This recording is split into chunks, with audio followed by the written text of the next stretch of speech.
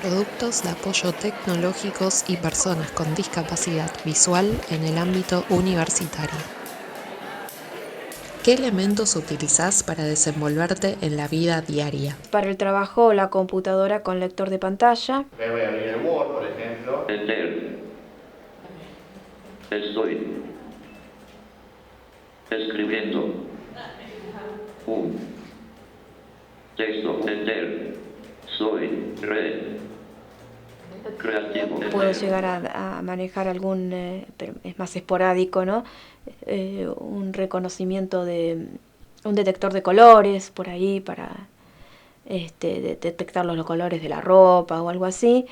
El celular, que tiene a su vez también instalado un lector, y uso bastante el GPS del celular. Bueno, principalmente el bastón blanco, lo que uso como, tal vez como también adaptación o como herramienta es la escritura en sistema braille. Es un código de lectura y escritura formado por 6 puntos en relieve que nos permite leer a través del tacto usando las yemas de los dedos. La persona que ve por general usa mucho el mouse y acá usamos todo por teclado.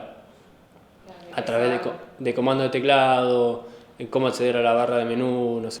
Les enseñamos a los chicos cómo escanear textos y digitalizarlos y que salgan en un formato de Word, por ejemplo, donde pueden leer lo que de otra manera no podrían leer porque está impreso en tinta. Es un programa que se llama Lambda, que es un editor matemático. Uno escribe linealmente una expresión matemática y el lector de pantalla lee como si supiera leer, digamos, como si supiera leer matemática. Y el programa tiene distintos comandos. Uno de ellos convierte esa expresión lineal en una cosa que parece un gráfico en la pantalla, donde se representa esa misma expresión, pero escrita como si uno la hubiera manuscrito, digamos. Y con otro comando se puede generar en la pantalla la imagen de la misma expresión, pero escrita en braille. Lo que yo utilizo es un telescopio pequeño, que es para ver a distancia algunos carteles, la numeración de las calles o los colectivos que vienen a distancia, porque antes de tener este telescopio, por ejemplo, dependía de que haya una persona parada en la misma parada de colectivo, y si estaba solo muchas veces yo escuchaba que se acercaba el colectivo, pero ahí en esa parada paraba más de un colectivo. En la computadora yo lo que utilizo para manejarla, bueno, es el lector de pantalla de esta versión gratuita que se llama NVDA. Y para complementar un poco, sí utilizo la lupa que tiene Windows, que es de pantalla completa y uno puede ir aumentando el zoom. ¿Por qué es importante el braille? Yo creo que erróneamente, y digo yo creo porque yo no soy dueño de la verdad, pero es mi opinión. En realidad estoy absolutamente persuadido de que no puede depositarse todo en la computadora. No debe ser eso, no debe ocurrir tal cosa. Y lamentablemente yo creo que los chicos, los estudiantes, están convencidos de que la computadora todo lo puede. Ellos con su computadora y su lector de pantalla pueden hacer todo. Si tienen los libros digitalizados, ya está, listo. Anda a estudiar matemática de esa manera. No vas a poder. Una persona que quiere estudiar matemática tiene que poder leer y escribir. Si no puede leer y escribir, no puede estudiar matemática, a menos que sea un genio. ¿Cuál es el sistema de lectoescritura que tenemos las personas ciegas? El braille. No hay otro. O sea, uno no puede estudiar matemática escuchando al lector de pantalla. No puede. Porque si tiene que escribir la resolución de un ejercicio, no puede. ¿Cómo la escribe? ¿Cómo sabe cómo va siguiendo la cosa? ¿Cómo sabe cómo hace una cuenta? Y cuando hablo de una cuenta, no hablo solamente de una cuenta de sumar. Hablo de las cuentas que uno hace cuando estudia matemática. ¿Qué sé yo? No sé, calcular una integral. Leer uno mismo no es lo mismo que alguien lo lea. Y además, el lector de pantalla también tiene una interpretación de lo que lee. Entona las comas, los puntos. Entonces uno puede leer un libro. Uno puede tranquilamente leer un libro así. Más aún, yo que digo lo que estoy diciendo, leo libros usando la computadora, pero juro que sí. Ahora, cuando el lector de pantalla lee de alguna determinada manera una coma, lo que está haciendo es interpretar el texto. Ahora, ¿cómo lo interpreta? Uno dice, ¿cómo un programa de computadora va a interpretar un texto si en realidad, bueno, las comas tienen una entonación que es la que le puso el que diseñó el programa? Entonces alguien estuvo interpretando lo que yo estoy leyendo. Si yo lo leo por mi cuenta, el que lo lee soy yo, el que lo interpreta soy yo, el que lo percibe soy yo, sin ningún otro tipo de intermediario. La lectura por uno mismo ejercita, por otra parte, determinadas funciones cerebrales que no se ejercitan de otra forma. Para leer literatura, actualmente estoy usando más la computadora, pero por una cuestión de practicidad, porque los libros en braille ocupan muchísimo espacio, hay que trasladarlos y me manejo más con la computadora, pero es algo personal. Pero sigo leyendo revistas en braille. Por otro lado, sí, el braille lo uso mucho para tomar notas, para leer, por ejemplo, yo pido que me manden algunas facturas de servicios o resúmenes de cuenta del banco y lo pido que me lo manden en braille. Tiene un montón de aplicaciones en lo cotidiano. Al tener baja visión, en un momento quería seguir haciendo lo que venía haciendo, que era trabajar, estudiar y demás. Me apunté más a capacitarme en la parte informática, y el braille en ese momento no era bien necesario, pero ahora realmente me gustaría por distintas cosas. Por ejemplo, el hecho de poder leer en voz alta a otros o esas cuestiones que... No porque no pueda acceder a la información por otros medios, pues sí se puede, pero hay muchas cosas para las cuales es útil y hay cosas que sin el braille no puede hacer. Por ejemplo, esto, no sé, yo me imagino de golpe en alguna exposición, yo a veces voy escuchando lo que voy leyendo, digamos, con la computadora, que te vale hablando, y con el auricular tengo que ir como repitiendo, pero es como una tarea un poco engorrosa. En cambio, si vos vas leyendo con la mano y al mismo tiempo vas hablando, es como mucho más natural, digamos, si tenés la agilidad de leer a una velocidad y demás que no todos la tienen. ¿Soluciones para la accesibilidad en la facultad? Saber qué materiales van a usar y poner a disposición de esas personas o bien el material ya con anticipación, antes de que la persona empiece a cursar una materia, de manera que la persona tenga tiempo de digitalizarlo por sus medios, de escanearlo, de grabarlo, de adaptarlo como pueda. Por otro lado, también, si hay posibilidad de digitalizar los materiales de manera que haya una plataforma, o aunque sea que tengan guardados en la facultad los contenidos en formato digital, de manera que la persona ciega no necesite escanearlo, grabarlo, adaptarlo como se pueda, ayudaría muchísimo, alivianaría muchísimo la tarea. La Red Mate es un proyecto educativo, que la sigla MATE significa Materiales y Apoyos Tifloeducativos, que lo que busca es reducir los altos índices de deserción educativa de los estudiantes con discapacidad visual, y trabaja en 3 áreas, en 3 patas y ejes fundamentales. Una es la producción de textos y apuntes de clase de material de estudio, en los cuales se van digitalizando y convirtiendo a texto, y con una posterior corrección, donde todo ese material se sube a un área de la biblioteca Tiflolibros.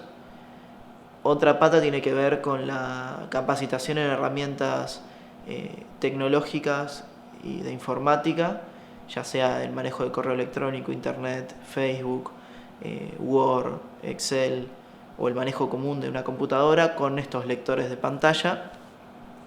Y el último eje es el eje del empoderamiento y la participación de los estudiantes con discapacidad visual. Desde este eje es donde fomentamos la participación, el intercambio de experiencias, a través de encuentros que hemos realizado de estudiantes de distintas regiones, ¿no? El programa de discapacidad de universidad oficialmente se crea en el año 2007. Nos juntamos, nos reunimos, una vez por mes, de febrero a diciembre, los segundos jueves de cada mes. Este programa está constituido por representantes de todas las facultades y diversas dependencias de la universidad, incluyendo gremios docentes y no docentes. Entonces, en estas reuniones lo que hacemos es conversar sobre lo que se ha hecho en cada una de las unidades o de los lugares. También hacemos actividades de difusión. Damos charlas, escribimos trabajos, presentamos ponencias. Algunos ejercicios, por ejemplo, quizás en estadística o matemática que puede llegar a tener por alguna materia económica, sí hace falta un poco seguir el pizarrón y bueno, está un poco en que el docente vaya oralizando o verbalizando lo que va escribiendo y ahí lo va siguiendo. Si no pasa eso, bueno, tenés que estar atento en marcarle eso al docente. Yo creo que el problema pasa muchas veces porque los docentes no tienen una formación específica en pedagogía o en didáctica particular para personas con discapacidad en general y visual en particular. Entonces está un poco en el estudiante que le vaya enseñando de alguna manera cómo te tienen que enseñar en cuanto a esa cuestión más de didáctica. Los estudiantes, las personas, somos todas diferentes. Aprendemos de diferentes maneras, enseñamos de diferentes maneras. Una de las cosas que tratamos de rescatar es la cuestión creativa de los docentes. Porque muchas veces las estrategias las encuentra el propio docente, simplemente pensando un poco cómo podría enseñar esos contenidos. Hay que lograr que cada establecimiento educativo tenga la posibilidad de capacitar a sus docentes y de capacitar inclusive al propio sistema para que la atención de la persona con discapacidad sea efectivamente todo lo eficaz que debe ser. Y eso, digamos que es una cosa que todavía está en un proceso, digamos, para mí, bastante inicial. Y el tema de la accesibilidad en la página web de las distintas carreras para poder inscribirse a las materias, aquellas que son por internet. Pasa mucho, sobre todo con las facultades sociales, que tienen un sistema para inscribirse de manera virtual, pero que no es accesible para poder manejarse usando el teclado, porque las personas ciegas no usamos el mouse, y entonces sí o sí necesitamos depender de otra persona con vista. Entonces sería interesante poder asesorarse en materia de accesibilidad web para no seguir presentando obstáculos en el diseño de la página. Como solución a las distintas problemáticas de acceder a la educación que hoy se encuentran en personas con discapacidad visual, desde el lugar que ocupo en esta institución y en estos proyectos es tratar de seguir difundiendo, de poder capacitar a las universidades, a las escuelas comunes, tanto de la primaria, de la secundaria, y a los profesorados en estas cuestiones para que estén abiertos y conozcan sobre toda esta temática.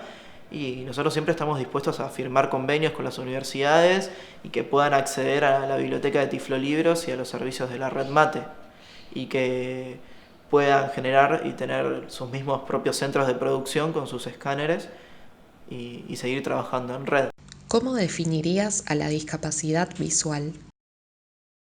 Yo la definiría como una característica más. Sí, es una característica que hace que se tengan que adaptar algunas herramientas, algunos espacios. Yo no la podría definir como una tragedia. Sé que es muy difícil para gente que perdió la vista siendo adulta.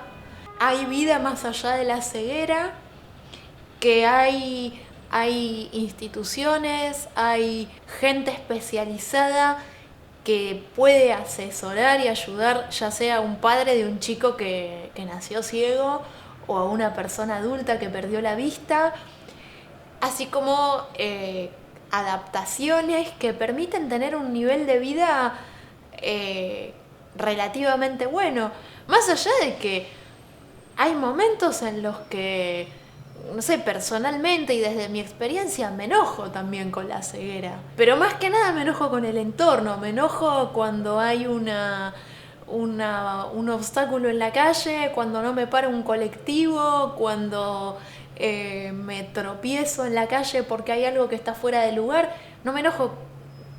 Me enojo con la ceguera, pero en relación con lo que el entorno me pone como barreras para esa ceguera? Yo creo que en la medida en que uno acepte que el mundo está hecho para las personas que ven, porque son más, y además está hecho por las personas que ven, y entonces hay cosas que se manejan visualmente. Entonces uno tiene que aceptar eso. Si uno acepta eso, pero también exige, pide, lo como quieran, que las cosas sean accesibles para que uno pueda de alguna manera también disfrutarlas. Y bueno, entonces yo creo que la ceguera es una cosa con la que se puede vivir, pero de alguna manera, y acá esto yo creo que es así, es algo con lo que se debe vivir. Si uno no tiene otro remedio, lo que tiene que hacer es vivir con ella. Y lo que hay que hacer es tratar de vivirla con la mayor alegría posible. Yo realmente al principio fui bastante reticente, como creo que a muchos les pasa. Al principio uno piensa que, bueno, para los que tenemos discapacidad visual, la adquirimos, ahí está, no me salía la palabra, hay una cierta reticencia, no voy a poder hacer nada de lo que yo antes hacía, me voy a tener que quedar sentado en mi casa, no voy a poder salir más, no voy a poder trabajar, no voy a poder estudiar, etc. Me parece que, como en muchos ámbitos de la vida o en muchas ocasiones de la vida, está también en la voluntad de uno, en el cómo logró manejar el duelo, porque es un duelo, porque uno pierde una parte de su sentido, si querés, y en qué hizo con eso para poder seguir haciendo lo que le gusta hacer, para poder seguir desarrollándose como le gusta desarrollarse, para poder seguir estudiando, trabajando, divirtiéndose con sus amigos, lo que sea. Tener una pareja, no importa. El hecho es que muchas veces depende de cómo fue acompañado, cuál es la personalidad que tiene cada uno, porque cada uno tiene una personalidad en particular, y de qué recursos hay disponibles. Y ese es un problema también porque quizás yo tuve la suerte de, tener una obra social que me pague un rehabilitador, tener una familia que me acompañó, tener la posibilidad de seguir trabajando en su momento, pero la realidad es que no todos tienen esos recursos. Entonces creo que la discapacidad visual, en un sentido, es más discapacitante cuando los recursos tardan en llegar o no llegan nunca. La Universidad de Buenos Aires aborda la temática de discapacidad y accesibilidad desde distintos ámbitos. El programa Universidad y Discapacidad, materias de grado y posgrado en las distintas unidades académicas. En la FADU, Cibaud Coproma, Centro de Investigación Barreras Arquitectónicas, Urbanísticas y en el Transporte, Comisión Promedios Accesibles. Posgrado, cursos de actualización profesional y abordaje con módulos de accesibilidad en programas de especialización y maestrías. Grado, módulo de accesibilidad en la materia Dirección y Legislación de Obra. Materia optativa Diseño del hábitat accesible. Abordaje con módulo de accesibilidad en distintas materias en las carreras de Arquitectura, Diseño Industrial, Diseño de Indumentaria y Diseño del Paisaje. Queda pendiente la continuidad en la capacitación en atención y trato de personas con discapacidad en la comunidad académica de la UBA, alumnos, docentes y personal no docente. Entrevistados: Karina Gato, Andrea Gracia, Juan José de la Barca, Uriel Wakeman, Matías Ferreira, Susana Underwood. Asesoramiento: Cristina Oyarzábal. Cámaras: Cristian Bidone, Florencia Marina Romero, Amaranta Kruger. Sonido directo: Maximiliano Romero, Rodrigo Iwiliera, Juan Alves. Realizado por Florencia Marina Romero, Gisela Urroz. Asistente de producción: Aldana Chujman. Cibaud Coproma, FADU UBA. 32ª Jornadas de Investigación y 14º Encuentro Regional CIMAS Campos 2018.